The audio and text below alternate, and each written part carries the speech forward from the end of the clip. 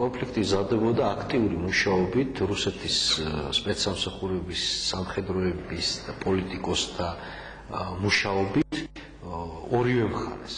როგორც სოხუმში მუშაობდნენ ისინი აქტიურად არძმბაზე და მის წრეზე, ასევე ძალიან აქტიურად მუშაობდნენ თბილისში ჩვენი ხელისუფლების მისამართით.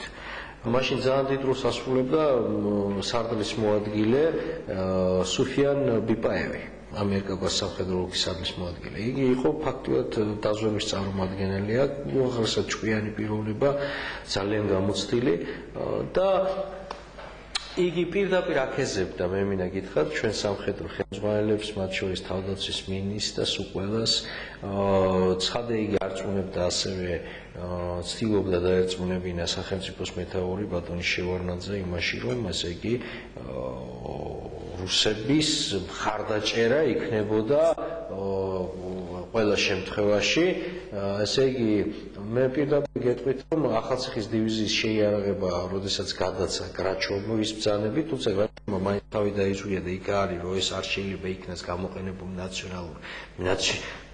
межнациональных კონფლიქტах, თუმცა პირდაპირ იყო, რომ აძლევდნენ ამ შეიარაღებას, ახალციხის დივიზიის შეიარაღებას ჩვენ ჯარს, მათ იცოდნენ, რომ ეს იქნებოდა გამოყენებული, ესე ვთქვათ, თავის ჯარს იკეთებს, ესე რო იყოს კაცო, მაშინ ყველა თავის ჯარი გაიკეთოს და აქ ისეთი ომი ატყდება მტრისას.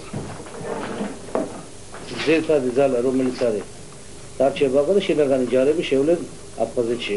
დააკონტროლებენ ესე იგი სოყლებს და დაიწყებენ ომოვანას თამაში. ამას ისე არ არის აღარ. შეიძლება ბატონი, ციტალბა რომელიც არ მოვიდნერი. Länsi-Georgian tilanne on yhä